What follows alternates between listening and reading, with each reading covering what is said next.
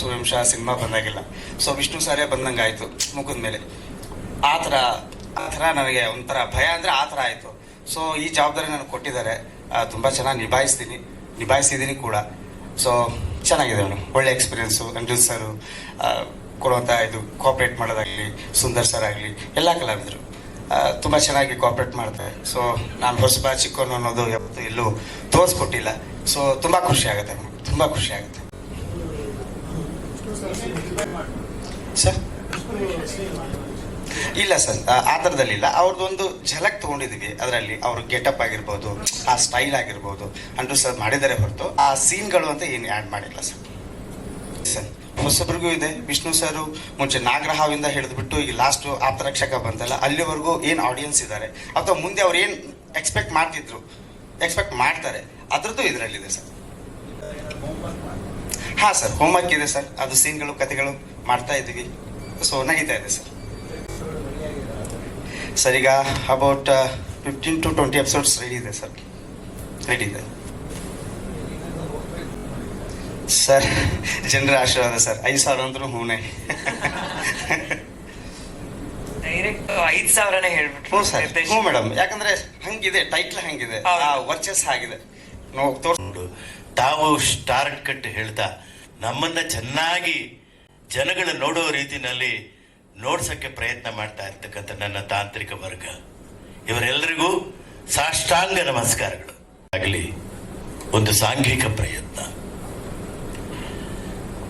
ಆ ಧಾರಾವಾಹಿಗೆ ಹಣ ಹೂಡಿಕೆ ಮಾಡುವಂತಹ ನಿರ್ಮಾಪಕರಿಂದಲಾಗಲಿ ಅಥವಾ ಅದನ್ನ ಜನಗಳಿಗೆ ತಲುಪಿಸುವಂತಹ ವಾಹಿನಿ ಆಗಲಿ, ತಂಡದಲ್ಲಿ ಕೆಲಸ ಮಾಡತಕ್ಕಂಥ ಎಲ್ಲ ತಾಂತ್ರಿಕ ವರ್ಗದಾರ ಆಗಲಿ, ಎಲ್ಲರೂ ಸೇರಿ ಮಾಡುವಂತಹ ಸಾಂಘಿಕ ಪ್ರಯತ್ನಕ್ಕೆ ಸಿಕ್ಕುವಂತಹ ಆ ಗೌರವವೇ ನಮ್ಮೆಲ್ಲರಿಗೂ ಹಂಚಿಕೆ ಆಗುವಂತ ಗೌರವ.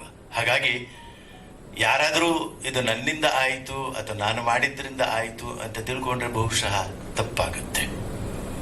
ಹಾಗಾಗಿ ನಾವೆಲ್ಲರೂ ಸೇರಿ ತುಂಬ ಪ್ರೀತಿಯಿಂದ, ತುಂಬ ಆತ್ಮಗೌರವದಿಂದ, ತುಂಬ ವಿಶ್ವಾಸದಿಂದ ನಿಮಗೆ ಒಂದು ತಟ್ಟೆಯಲ್ಲಿ ಚೆನ್ನಾಗಿರುವಂತಹ ರುಚಿ ರುಚಿಯಾದಂತಹ ಅನ್ನ, ಹಣ್ಣು, ಕುಡಿಯೋಕ್ಕೆ ಚೆನ್ನಾಗಿರುವಂತಹ ಪಾನೀಯ ಎಲ್ಲವನ್ನೂ ನಾವು ನಿಮ್ಮ ಮುಂದೆ ಅರ್ಪಿಸಿದ್ದೀವಿ. ಅದನ್ನು ತಿಂದು ಸಂತೋಷಪಟ್ಟ ಆತ್ಮಾನಂದ ಅನುಭವಿಸಿ ನೀವು ಚೆನ್ನಾಗಿರಿ ಅಂತ ಆಶೀರ್ವಾದ ಮಾಡೋದಷ್ಟೇ ನಾವು ನಿಮ್ಮನ್ನು ಕೇಳ್ಕೊಳ್ತಾ ಇರೋದು. ಹಾಗಾಗಿ ಈ ತಂಡದ ಪರವಾಗಿ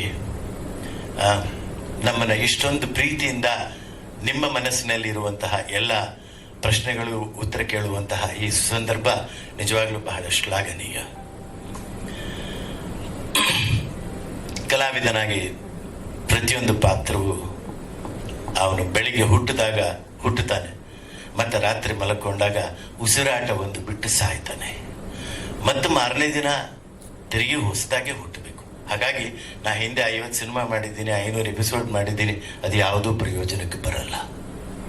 ನಿನ್ನೆ ನಾವು ಏನು ಮಾಡಿದ್ದೀವಿ ಅನ್ನೋದು ಕೇವಲ ನಮ್ಮ ಮನಸ್ಸಿನ ಒಳಗಡೆ ನಮಗೆ ಕೊಡಬಹುದಾದಂಥ ಒಂದು ಉತ್ತೇಜನ, ಒಂದು ಆತ್ಮಾಭಿಮಾನ ಅಷ್ಟೇ ಹೊರತು ಆವತ್ತು ಬೆಳಗ್ಗೆ ನಾವೇನು ಮಾಡ್ತೀವಿ. ಹಾಗಾಗಿ ಪ್ರತಿಯೊಂದು ದಿನ ಕಲಾವಿದನೂ ಹುಟ್ಟುತ್ತಾನೆ, ಕಲೆನೂ ಹುಟ್ಟುತ್ತೆ, ಹಾಗೆ ಪಾತ್ರನೂ ಹುಟ್ಟುತ್ತೆ. ನೆನ್ನೆ ತುಂಬ ಚೆನ್ನಾಗಿ ಮಾಡಿದ್ರಲ್ಲ ಸರ್, ಯಾಕೆ ಇವತ್ತು 2 ಟೇಕ್ ತಗೊಂಡ್ರಿ ಅಂತ ಕೇಳಿದ್ರೆ ಅದು ಆ ಸಮಯ ಸಂದರ್ಭ. ಹಾಗಾಗಿ ಇದರಲ್ಲಿ ನಮ್ಮನ್ನ ಪ್ರತಿಯೊಂದು ಆ ಕಣ್ಣನ ನೋಟ ಇರಬಹುದು, ಮಾತಿನ ಓಟ ಇರಬಹುದು, ಆ ಓಘ ಇರಬಹುದು, ಅದೆಲ್ಲವನ್ನು ತುಂಬ ನೇರ್ಪಾಗಿ, ಅದಕ್ಕೆ ಕೆಲವು ಕನ್ನಡದ ಪದಗಳನ್ನ ನಾನು ಇದುವರೆಗೂ ಬಳಕೆಯಲ್ಲಿ ಇಲ್ಲದೆ ಇರುವಂಥದ್ದು ಉಪಯೋಗಿಸ್ತಾ ಇರೋದಕ್ಕೆ ಮುಖ್ಯವಾದಂಥ ಕಾರಣ, ಒಬ್ಬ ಕಲಾವಿದನಿಗೆ ಭಾಷೆಯನ್ನ ಪ್ರಬುದ್ಧವಾಗಿ ಇರತಕ್ಕಂತಹ ಭಂಡಾರವನ್ನ ಉಳಿಸಿ ಮುಂದಿನ ಪೀಳಿಗೆಗೆ ತಲುಪಿಸುವಂತಹ ಆದ್ಯ ಕರ್ತವ್ಯ ಇರುತ್ತೆ. ಅದನ್ನ ನಮ್ಮ ತಂದೆಯವರು ಹೇಳ್ತಾ ಇದ್ರು. ಹಾಗಾಗಿ ಇಲ್ಲಿರುವಂತಹ ಸಾಕಷ್ಟು ಮಹನೀಯರು ನಮ್ಮ ತಂದೆಯವರನ್ನ ತೆರೆಯ ಮೇಲೋ ತೆರೆಯ ಹಿಂದೋ ಅಥವಾ ವೈಯಕ್ತಿಕ ಜೀವನದಲ್ಲೂ ನೋಡಿರ್ತೀವಿ. ಹಾಗಾಗಿ ಅವರ ಆಶಯಗಳನ್ನ, ಅವರ ಮಾತುಗಳನ್ನ, ಅವರ ಜೀವನ ಶೈಲಿಯನ್ನ ನಾವು ಅಳವಡಿಸ್ಕೊಂಡಿರೋದ್ರಿಂದ ಸರ್ವತ್ರ ಪೂಜೆ ಅಂತ ಎಲ್ಲರೂ ನಮಗೆ ಗೌರವ ಕೊಡ್ತಾರೆ. ನನ್ನ ಸಹ ಕಲಾವಿದರು, ನನ್ನ ನಿರ್ದೇಶಕರು, ಸರ್ ನಾವು ಉದಯ್ ಕುಮಾರ್ ಅವ್ರ ಜೊತೆನಲ್ಲಿ ಕೆಲಸ ಮಾಡಿದ ಹಾಗೆ ಅನ್ನಿಸ್ತು ಅಂತಂದಾಗ ನನ್ನ ಜನ್ಮ ಸಾರ್ಥಕ್ಯ. ನಾನು ಮಾಡುವಂತಹ ಪಾತ್ರ ನೇರ್ಪಾಗಿದ್ರೆ ಅದಕ್ಕೆ ಖಂಡಿತವಾಗಿಯೂ 60% ಹೊಣೆ ಉದಯ್ ಕುಮಾರ್ ಅವರು, ಇನ್ನ 39% ನನ್ನ ತಾಂತ್ರಿಕ ವರ್ಗ, ಒಂದೇ 1% ನಾನು. ಹಾಗಾಗಿ ಆ 1% ನೀವು ಆಶೀರ್ವಾದ ಮಾಡಿ. ನನ್ನ ಜೊತೆಯಲ್ಲಿ ನನ್ನ ಹಿರಿಯ ಕಲಾವಿದರಾದಂಥ ಸುಂದರರಾಜ್ ಅವರಾಗಲಿ, ಈಗಾಗಲೇ ಸಾಕಷ್ಟು ಅನುಭವಿ ಸಿನಿಮಾಗಳನ್ನು ಮಾಡಿ ಸೀರಿಯಲ್ಗಳು ಮಾಡಿರುವಂತಹ ನಾಯಕ ನಟ ಅನಿರುದ್ಧ್ ಅವರಾಗಲಿ, ಇದುವರೆಗೂ ನಾನು ಒಂದು ದಿನಾನು ಕೆಲಸ ಮಾಡೋಕ್ಕಾಗಲಿಲ್ಲ. ನಮ್ಮನ್ನೇ ಬೇರೆ ಟ್ರ್ಯಾಕಲ್ಲಿ ಇಟ್ಬಿಟ್ಟಿದ್ದಾರೆ. ನಾವಿಬ್ಬರು ಒಂದಾಗಿ ಆ್ಯಕ್ಟ್ ಮಾಡಬೇಕು ಅಂತ ನನಗೆ ತುಂಬ ಆಸೆ ಇದೆ. ಒಬ್ಬ ಕಲಾವಿದನಿಗೆ ಇನ್ನೊಬ್ಬ ಕಲಾವಿದನ ಜೊತೆಯಲ್ಲಿ ಪೈಪೋಟಿಯಿಂದ ನಟಿಸುವಂತಹ ಅವಕಾಶ ಒಬ್ಬ ಕಲಾವಿದ ನಿಜವಾಗ್ಲೂ ಗೌರವ ತರುವಂಥದ್ದು. ಹಾಗಾಗಿ ನನಗೆ ಈ ತಂಡದಿಂದ ನಿರ್ದೇಶಕರು, ನಿರ್ಮಾಪಕರು ನನಗೂ ನೇರ ಕಾಂಟ್ಯಾಕ್ಟ್ ಇಲ್ಲ. ನಿರ್ದೇಶಕರು, ಇದರಲ್ಲಿ ನಿಮಗೊಂದು ವಿಲನ್ ಪಾತ್ರ ಇದೆ ಅಂದರು. ಯಾಕೆ ಸ್ವಾಮಿ ಹಾಗಂತೀರಿ? ನಾನು ಸೂಪರ್ ವಿಲನ್ ಮಗ, ವಂಶ ಪಾರಂಪರ್ಯವಾಗಿ ನಾವು ವಿಲನ್ಗಳು. ಹಾಗಾಗಿ ನನಗೆ ವಿಲನ್ ಪಾತ್ರ ಅಂತಂದ್ರೆ ತುಂಬಾ ಇಷ್ಟ. ಖಂಡಿತ ಕೊಡಿ. ಇದಕ್ಕೆ ಯಾವುದು ಏನು ಎತ್ತ ಅಂತ ನಾನು ಮಿಕ್ಕಿದ್ದು ಯಾವುದೂ ಕೇಳಲ್ಲ. ಯಾವತ್ತಿಂದ ಬರಬೇಕು, ನಾನು ಹೇಗಿರ್ಬೇಕು, ನಿಮ್ದೆರಡು ಫೋಟೋಸ್ ಕಳಿಸಿ ಸರ್ ಅಂತ. ಆಗ ಗೊತ್ತಿಲ್ಲದೇನೋ ಗೊತ್ತಿದ್ದೋ ಏನು, ಅಥವಾ ಸೋಮಾರಿತನಕ್ಕೋ ಒಂದಷ್ಟು ಗಡ್ಡೆ ಬಿಟ್ಕೊಂಡ್ಬಿಟ್ಟಿದ್ದೆ. ಅದರದ್ದು ಫೋಟೋಸ್ ಕಳಿಸ್ದೆ. ತುಂಬ ಚೆನ್ನಾಗಿದೆ ಸರ್ ಅಂದ್ರೆ, ಅಯ್ಯೋ ಯಾಕೆ ಇವ್ರಿಗೆ ಅನ್ನಿಸ್ತು, ಇರಲಿ ಆಯಿತು. ಇದಕ್ಕೆ ಮೀಸೆ ಇಲ್ಲ ಸರ್, ನೀವು ಈ ಗಡ್ಡನ ಹಾಗೇ ಬಿಟ್ಕೊಂಡು ಮೇಂಟೈನ್ ಮಾಡಿ ಅಂತಂದರು. ಸರಿ ಅಂದೆ.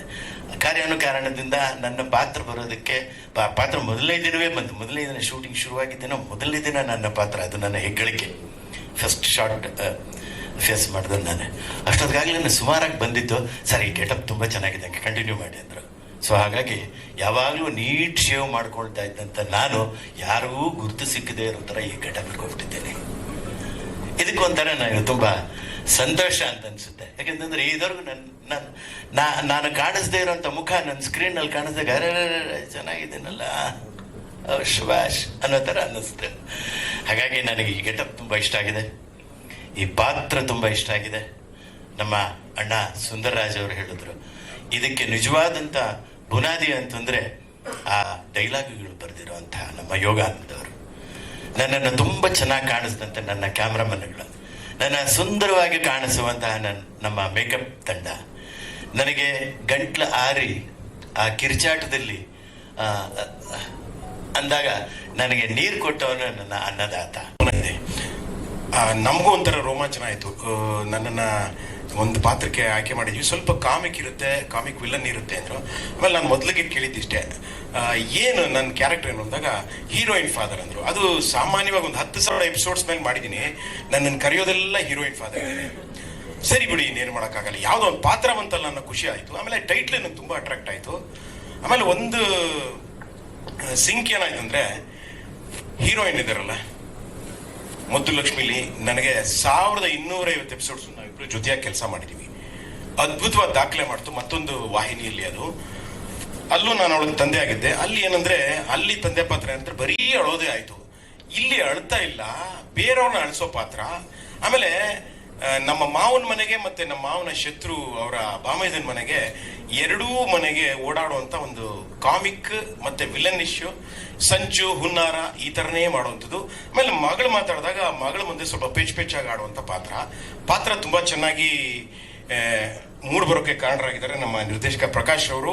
ಮೊದಲಿಗೆ ಮಾಡಿದಂತ ಪ್ರತಾಪ್ ರವರು, ಹರಿಸಂತು ಅವರು, ಇವರೆಲ್ಲರಿಗೂ ನಿರ್ದೇಶನಕ್ಕೆ ನಾನು ತುಂಬಾ ಖುಷಿ ಪಡ್ತೀನಿ. ತುಂಬಾ ಚೆನ್ನಾಗಿ ನನ್ನ ಪಾತ್ರನ ಮಾಡಿಸ್ತಾ ಇದ್ದಾರೆ. ನಾನು ಶಕ್ತಿ ಮೀರಿ ನನ್ನ ಪಾತ್ರ ಮಾಡ್ತಾ ಇದ್ದೀನಿ. ಆಮೇಲೆ ಸುಂದರಣ್ಣ ಅವ್ರ ಜೊತೆ ಇದು 2ನೇ ಕಾಂಬಿನೇಷನ್ ಉದಯ ಟಿವಿಲಿ. ಅವತ್ತಿಗೆ ಸೂಪರ್ ಡೂಪರ್ ಹಿಟ್ ಆಗಿದ್ದಂತ ಬಂಗಾರ, ಇವತ್ತಿಗೂ ಬಂಗಾರ ಅಂದ್ರೆ, ಉದಯ ಟಿವಿಲಿ ಬಂಗಾರ ಅಂದ್ರೆ ನಂಬರ್ 1 ಇವತ್ತಿಗೂ. ಅದರಲ್ಲಿ ಅವ್ರ ಸುಂದರಣ್ಣ ಅವ್ರ ಜೊತೆ ಆಕ್ಟ್ ಮಾಡಿದ್ದೆ. ಇದು ಮತ್ತೊಮ್ಮೆ ಅವ್ರ ಕಾಂಬಿನೇಷನ್. ಇದು ಮತ್ತೆ ಸೂಪರ್ ಡೂಪರ್ ಆಗೋ ಎಲ್ಲ ಲಕ್ಷಣಗಳು ಕಾಣಿಸ್ತಾ ಇದಾವೆ. ಆಮೇಲೆ ಅದು ಎಲ್ಲದಕ್ಕಿಂತ ಹೆಚ್ಚಾಗಿ ಸೂರ್ಯವಂಶದ ಸಾರಥಿ. ಸೂರ್ಯವಂಶ ಅಂದ್ರೆ ನಮ್ಮ ಕಣ್ಣಿಗೆ ಬರೋದೇ ದಾದಾ ಅವರ ಅಳಿಯಂದ್ರು, ಅವ್ರ ಜೊತೆಗೆ ನಾವು ಮಾಡ್ತಾ ಇರೋದು ನಿಜವಾಗ್ಲೂ ಒಂದು ಹೆಮ್ಮೆಯ ಪಾತ್ರ ಅಂತಾನೆ ಹೇಳ್ತೀನಿ. ಆಮೇಲೆ ತುಂಬಾ ಅದ್ದೂರಿಯಾಗಿ ಮೂಡ್ ಬರೋಕೆ ಕಾರಣ ಆಗಿದ್ದಾರೆ ನಮ್ಮ ಅನ್ನದಾತ ನಿರ್ಮಾಪಕರು. ಅವ್ರಿಗೆ ಥ್ಯಾಂಕ್ಸ್ ಹೇಳ್ತೀನಿ. ಎಲ್ಲೂ ಏನು ಕಾಂಪ್ರಮೈಸ್ ಮಾಡಿಲ್ಲ, ಎಲ್ಲ ಅಚ್ಚುಕಟ್ಟಾಗಿ ಅದ್ದೂರಿಯಾಗಿ ನಿರ್ಮಾಣ ಮಾಡಿದ್ದಾರೆ. ಅವ್ರಿಗೆ ಎಲ್ಲ ರೀತಿಯ ಯಶಸ್ಸು ಸಿಗಬೇಕು ಅನ್ನೋದು ನಮ್ಮ ಮನದಾಳದ ಹಾರೈಕೆ.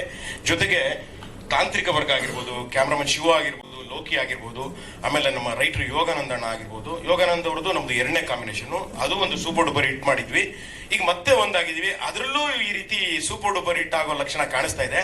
ಎಲ್ಲವೂ ಪಾಸಿಟಿವ್ ಆಗಿದೆ, ಟೋಟಲ್ ಟೈಟಲ್ಲೇ ಪಾಸಿಟಿವ್ ಆಗಿದೆ. ಆಮೇಲೆ ಅದ್ಭುತವಾಗಿ ಮೂಡ್ ಬಂದಿದೆ ಅಂತ ನಾವು ಹೇಳೋದಲ್ಲ, ನೀವು ನೋಡಿ ಆಮೇಲೆ ಫೀಡ್ಬ್ಯಾಕ್ ಕೊಡಿ. ಆಮೇಲೆ ಇದನ್ನ ಜನಗಳಿಗೆ ನಾವು ನಮ್ಮ ಅಭಿನಯದ ಮೂಲಕ, ನಮ್ಮ ಪ್ರೆಸೆಂಟೇಷನ್ ಮೂಲಕ ನಾವು ತಲುಪಿಸ್ತೀವಿ. ಮಾಧ್ಯಮ ಮಿತ್ರರಿಗೆ ನಾನು ಮತ್ತೊಮ್ಮೆ ಕೇಳ್ಕೊತಾ ಇದ್ದೀನಿ, ನಿಮ್ಮ ಪ್ರಚಾರದ ಸ್ಪರ್ಶ ನಮ್ಮ ಸೂರ್ಯವಂಶದ ಮೇಲೆ ಇರಲಿ, ನಿಮ್ಮ ಶುಭ ಹಾರೈಕೆಗಳಿರಲಿ. And I wish you all the best, entire team. ಒಳ್ಳೇದಾಗಿ. ಮೊದಲನೇ ಬಾರಿ ಸೂರ್ಯವಂಶ ಹೆಸರಲ್ಲಿ ಈಗ ಆಲ್ರೆಡಿ ಪ್ರತಿಯೊಬ್ರು ಮಾತಾಡಿದ್ದಾರೆ. ಆ ವೈಬ್ರೇಷನ್ ಆಗಿರ್ಬೋದು, ಲೆಗಸಿ ಆಗಿರ್ಬೋದು, ಒಂದು ಜವಾಬ್ದಾರಿ. ಆ ಜವಾಬ್ದಾರಿ ನನಗ್ ಬಂದಾಗ ಮೊದಲನೇದಾಗಿ ಟೈಮ್ ತಗೊಂಡೆ, 2-3 ದಿನ. ಓಕೆ, ಇದು ನನ್ನ ಕೈಲಿ ಸಾಧ್ಯನಾ ಅಂತ. ಯಾಕಂದ್ರೆ ಪಾತ್ರ ಆಗಿದೆ, ಈ ಹಿಂದೆ ಮಾಡಿದಂತ ಪಾತ್ರಕ್ಕಿಂತ ತುಂಬಾ ವಿಭಿನ್ನವಾಗಿದೆ. ಸೊ ಪರ್ಸನಲಿ ನಾನು ಆ ಪಾತ್ರಕ್ಕೆ ಆಪೋಸಿಟ್. ಸೊ ಇಂಥ ಒಂದು ಪಾತ್ರನ ಪುಲ್ ಮಾಡಕ್ಕಾಗತ್ತಾ ಅನ್ನೋ ಒಂದು ಪ್ರಶ್ನೆ. ಆದ್ರೆ ಉದಯ ಟಿವಿ ಮನೆದ್ ಹಾಗೆ ಉದಯ ಟಿವಿ ಕೊಟ್ಟಂತ ಕಾನ್ಫಿಡೆನ್ಸ್ ನನ್ನನ್ನ ನಿಮ್ಮ ಮುಂದೆ ತಂದು ನಿಲ್ಸಿದೆ. ಅಂಡ್ ತಂಡದ ಬಗ್ಗೆ ಮಾತಾಡೋದಾದ್ರೆ, ಎಲ್ರು ಕಾಯ್ತಾ ಇರ್ತಾರೆ ಹೀರೋ ಯಾರು, ಹೀರೋಯಿನ್ ಯಾರು ನೋಡೋದಕ್ಕೆ. ನಾನು ಪ್ರೊಡ್ಯೂಸರ್ ಯಾರು ನೋಡೋದಕ್ಕೆ ಇಷ್ಟು ದಿನ ಕಾದೆ. ಯಾಕಂದ್ರೆ ನೀವು ಆಲ್ರೆಡಿ ಪ್ರೋಮೋ ನೋಡಿದೀರಾ. ಸೀರಿಯಲ್ ಪ್ರೋಮೋ ಅಂತ ಹೇಳೋದಕ್ಕೆ ಸಾಧ್ಯನೇ ಇಲ್ಲ. ಪ್ರೋಮೋ ನೋಡದೆ ಪ್ರತಿಯೊಬ್ರು ಸಿನಿಮಾ ಮಾಡ್ತಿದ್ದೀರಾ ಅಂತಾನೆ ಕೇಳಿದ್ದು. ಸೊ ಅಂತ ಒಳ್ಳೆ ಕ್ವಾಲಿಟಿ ಇದೆ. ಪ್ರೊಡಕ್ಷನ್ ಬಗ್ಗೆ ತುಂಬಾ ಖುಷಿ ಇದೆ. ಯಾಕಂದ್ರೆ ಸಿನಿಮಾ ಅಂದ್ರೆ ಒಂದು ಪ್ರಿಪರೇಷನ್ ಇರುತ್ತೆ. ಆರ್ಟಿಸ್ಟ್ ಗಳಿಗೆ ಮುಂಚೆನೆ ಸೀನ್ ಪೇಪರ್, ಸ್ಕ್ರೀನ್ ಪ್ಲೇ ಎಲ್ಲ ಹೋಗುತ್ತೆ, ಮೆಂಟಲಿ ಪ್ರಿಪೇರ್ ಆಗ್ತೀವಿ. ಸೀರಿಯಲ್ ಅಂದ್ರೆ ಹೇಗಿರುತ್ತೆ ಅಂದ್ರೆ ಬರ್ತೀವಿ, ಬೆಳಗ್ಗೆ ಸೀನ್ ಪೇಪರ್ ಸಿಗುತ್ತೆ, ಪ್ರಿಪೇರ್ ಆಗ್ತೀವಿ, ಹೋಗ್ತೀವಿ. ಆದ್ರೆ ಈ ಪ್ರಾಜೆಕ್ಟ್ ಶುರು ಆಗೋಕ್ ಮುಂಚೆ ನಮ್ಗೆ ಸೀನ್ ಪೇಪರ್ ಇಂದ ಹಿಡಿದು ಪ್ರತಿಯೊಂದು ಪ್ರೇಯರ್ ಆಗಿ ಬಂತು. ಸೊ ದಟ್ ನಾವು ಪಾತ್ರ ಸರಿಯಾಗಿ ಹೋಮ್ವರ್ಕ್ ಮಾಡ್ಕೊಂಡು ಇಲ್ಲಿ ಬರ್ಬೇಕು ಅಂತ. ಸೊ ಅಷ್ಟು ಪ್ರಿಪರೇಷನ್ ಮಾಡಿ ತುಂಬಾ ದೊಡ್ಡ ದೊಡ್ಡ ವ್ಯಕ್ತಿಗಳು ಇಲ್ಲಿ ಆಕ್ಟ್ ಮಾಡ್ತಿದ್ದಾರೆ. ಅವ್ರ ಜೊತೆ ಸ್ಕ್ರೀನ್ ಸ್ಪೇಸ್ ನ ಶೇರ್ ಮಾಡ್ಕೊಳ್ತಿರೋದು ಇನ್ನೊಂದು ಜವಾಬ್ದಾರಿ. ಸೊ ಒಂದು ದಿನಾನು ಅನಿರುದ್ಧ್ ಸರ್ ಆಗಿರ್ಬೋದು, ಸುಂದರ್ ರಾಜ್ ಸರ್ ಆಗಿರ್ಬೋದು, ಒಂದು ದಿನಾನು ನಾವು ಜೂನಿಯರ್ಸ್ ಅನ್ನೋ ಒಂದು ಫೀಲೇ ಇಲ್ಲ. ಯಾಕಂದ್ರೆ ಮಾನಿಟರ್ಸ್ ಮಾಡ್ತೀವಿ, ಸುಮ್ನೆ ಕೂರೋದೇ ಇಲ್ಲ, ರಿಹರ್ಸಲ್ ಮಾಡ್ತಾನೆ ಇರ್ತೀವಿ. ನಮ್ಮ most of the conversation scene ಬಗ್ಗೆನೇ ಆಗಿರುತ್ತೆ, ಪರ್ಫಾರ್ಮೆನ್ಸ್ ಬಗ್ಗೆನೇ ಆಗಿರುತ್ತೆ. ಸೊ ಇಷ್ಟು ಪ್ರಿಪರೇಷನ್ ಮೂಲಕ ನಾವು ನಿಮ್ ಮುಂದೆ ಬರ್ತಿದೀವಿ ಅಂದ್ರೆ ಖಂಡಿತವಾಗ್ಲೂ ನಿಮ್ಗೆ ನಮ್ಮ ಕಥೆ ಇಷ್ಟ ಆಗುತ್ತೆ. ಸೀರಿಯಲ್ ಅಂದಿದ ತಕ್ಷಣ ಅದರ ಕಥಾವಸ್ತು ಒಂದು ಮುದಾದ ಕುಟುಂಬ, ಅದರ ಸುತ್ತ ಇರುವಂತಹ ಒಂದು ಇನ್ನೋಸೆಂಟ್ ಪಾತ್ರಗಳು. ನೀವು ಅರ್ಧ ಗಂಟೆ ನಮ್ಮ ಸೀರಿಯಲ್ ನೋಡಾಗ ಒಂದು ಮನರಂಜನೆ, ಅದರ ಜೊತೆಗೆ ನಮ್ಮ ಕುಟುಂಬ, ನಿಮ್ಮ ಕುಟುಂಬನ ಒಂದು ಮಾಡೋದಕ್ಕೆ ಒಂದು ದಾರ ಆಗಿ. ಒಂದು godfather's Sun Network, Selvam sir, Vijay Kumar sir,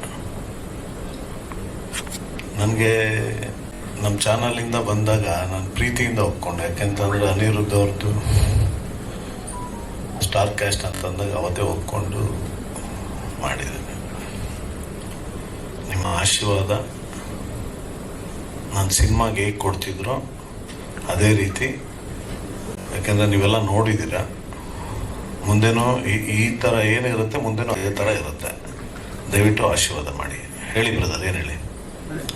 Anirudh sir ಅವ್ರನ್ನ ಹಾಕೊಂಡು ಈ ಒಂದು ಸೀರಿಯಲ್ ಮಾಡಿದಂಥ ಸಂದರ್ಭದಲ್ಲಿ ನಿಮ್ಗೇನಾದರೂ ಅಡೆತಡೆಗಳು? ಯಾಕಂದರೆ ಅವ್ರನ್ನ ಕಿರುತೆರೆಯಿಂದಲೇ ಬ್ಯಾನ್ ಮಾಡಬೇಕು ಅನ್ನುವಂತಹ ಒಂದಷ್ಟು ಹೋರಾಟಗಳು ಆ ಸಂದರ್ಭದಲ್ಲಿ ಅದನ್ನ ನೀವು ಗಮನಿಸಿರ್ತೀರ ಅಂದ್ಕೊಂಡಿರ್ತೀನಿ.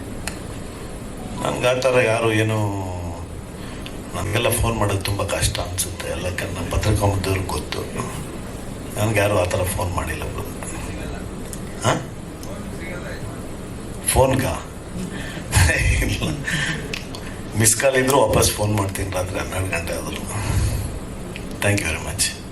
ಪದ್ಮನಾಭ್ ಸರ್, ಟೈಟಲ್ ರಾಯಲ್ಟಿ ಬಗ್ಗೆ ಮಾತಾಡೋದಾದ್ರೆ, ಅಂದ್ರೆ ಅದು ಕಿರಿತೆರೆಯಲ್ಲಿ ಆಲ್ರೆಡಿ ಕುಮಾರಸ್ವಾಮಿ ಅವರು ಬಳಸಿದ್ರಲ್ಲ, ಸೊ ಟೈಟಲ್ ರಾಯಲ್ಟಿ ಏನಾದರೂ ಇದಾಯ್ತಾ ಅಥವಾ ಕಿರಿತೆರೆಗೆ ಏನು ಅಪ್ಲೈ ಆಗಲ್ವಾ, ಹೇಗೆ? ಕಿರಿತೆರೆಗೆ ಏನು ಅಪ್ಲೈ ಆಗಲ್ಲ ಅನ್ಸುತ್ತೆ. Thank you. ಖಂಡಿತ ಇದೆ ಇದು. ಅಂದರೆ ಇದರಲ್ಲಿ ಎಲ್ಲ ಥರದ್ದು ಅಂಶಗಳು ಇದೆ.